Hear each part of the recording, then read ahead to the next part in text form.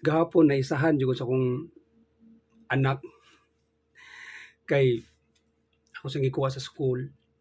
Kuan kay siya nang excited kay siya mo istorya sa kuha sa iyang news dito sa ilang classroom. So karon sakay siya, ano siya, papa, kanang na zero ba yata na namong classmates pa.